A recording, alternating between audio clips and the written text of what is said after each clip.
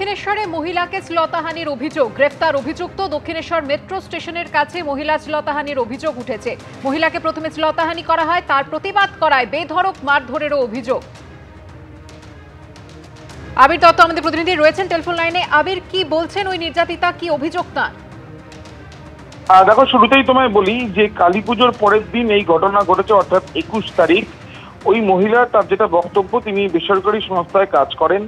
তিনি মেট্রো থেকে নেমে যখন রাস্তা পারাপার করছিলেন, ঠিক সেই সময় এক যুবক বা এক ব্যক্তি বলা যায়, সেই ব্যক্তি এসে তাকে শ্লীলতাহানি করে। তিনি তৎক্ষণাৎ ওই ব্যক্তিকে ধরে ফেললে ওই ব্যক্তি সপাটে চড় মারেন ওই অভিযোগকারিনীকে। এরপর আশেপাশে কিছু মানুষ থাকলেও সাহায্য না পেয়ে তিনি অনেক চেষ্টা করেন ওই যুবককে বা ওই ব্যক্তিকে ধরে রাখার জন্য, কিন্তু সেই ব্যক্তি তার হাত ছাড়িয়ে পালায়। এরপর এলাকার বাসিন্দাদের সাহায্য তিনি চাইতে যান। অনেকেই সেখানে উপস্থিত ছিলেন। তাদের ওই অভিযোগকারিনীর অভিযোগ যে অনেকেই বলছিলেন যে ঝামেলায় না জড়াতে। যদিও তিনি পরবর্তীকালে দক্ষিণেশ্বর থানায় লিখিতভাবে অভিযোগ করেন। অভিযোগের ভিত্তি যেটা পুলিশ সূত্র থেকে জানা যাচ্ছে যে তার অভিযোগের সঙ্গে সঙ্গে লিখিত অভিযোগের ভিত্তিতে এফআইআর করা হয়েছে। স্থানীয় বেশ কিছু সিসিটিভি ক্যামেরার ফুটেজ সংগ্রহ করা হয়েছে এবং গতকাল রাত্রিবেলা ওই ব্যক্তিকে গ্রেপ্তার করা হয়েছে। ওই ব্যক্তির নাম পরিচয় এখনো পর্যন্ত জানা না গেলেও ওই ব্যক্তি এই ঘটনা যে ঘটেছে সেটা জানার জন্য অভিযোগকারিনীকে থানায় ডাকা হয় এবং তিনি শনাক্তও করেন। এবং এই ঘটনায়, যার সঙ্গে এই ঘটনা ঘটেছে, তিনি যথেষ্টই আতঙ্কিত এবং তিনি নিরাপত্তাহীনতায় ভুগছেন বলে তিনি জানাচ্ছেন।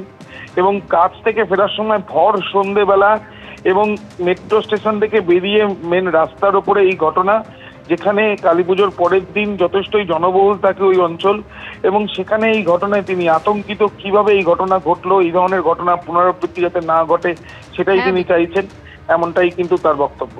ধন্যবাদ আবির। অভিযোগকারিনীর কি অভিযোগ দেখুন। আমি কালকে 7:30 নাগাদ অফিস থেকে ফিরছি, তো সেই সময় মানে ভিড়ের মাঝখানেই আমার সাথে একটা ছেলে সামনে থেকে এসে ধাক্কা মারে আমাকে। ধাক্কা এমনভাবে মেরেছে, ও ডাইরেক্টলি আমার গায়ে হাত দিয়েছে। আমি ঘুরে সঙ্গে সঙ্গে ওর কলারটা ধরি। আমি বললাম, আপনি এটা কি করলেন আমার সাথে? উনি বলছেন, কি করলাম বুঝতে পারলেন না, এরকম করে দিয়ে আমি ধরে ওনাকে মারতে যাচ্ছি, উনি আমার গায়ে হাত তোলেন আর প্লাস আমার জামা ধরে আমাকে ছাড়ানোর চেষ্টা করে। ওখানে অনেক লোক জমা হয়েছিল, প্রচুর ভিড়ভাট্টা হয়েছিল, কিন্তু একজনও আমাকে সাহায্য করেনি। সবাই এটাই বলছিল যে লোকাল ছেলে, এটাই বলছিল। আমি তো নিজে চিনি না, আননোন পারসন ছিল, সাডেন র্যান্ডামলি জিনিসটা হয়েছে আমার সাথে, আমি এক্সপেক্টও করিনি। তো ওনারা বলছিলেন যে লোকাল ছেলে এখানে আসাআসি করে। তো পরে পুলিশের সূত্রে জানতে পারি যে উনি এখানে থাকেন না, উনি ওই হয় না যে টাকা তোলেন, কালেকশন করেন, তো ওনার জন্য আসেন। তো আজকে ইভেন ওনাকে ধরাও হয়েছে। আতঙ্কিত অবশ্যই লাগছে, সব থেকে আতঙ্ক এই জন্য লাগছে যে আমি একটা ভরা জমায়েতের মতো একটা জায়গায় ছিলাম, দক্ষিণেশ্বরের মতো এরিয়ায়, যেখানে এত জমজমাট থাকে। 7:30 বুঝতেই পারছেন কতটা ভিড়ভাট্টা থাকে।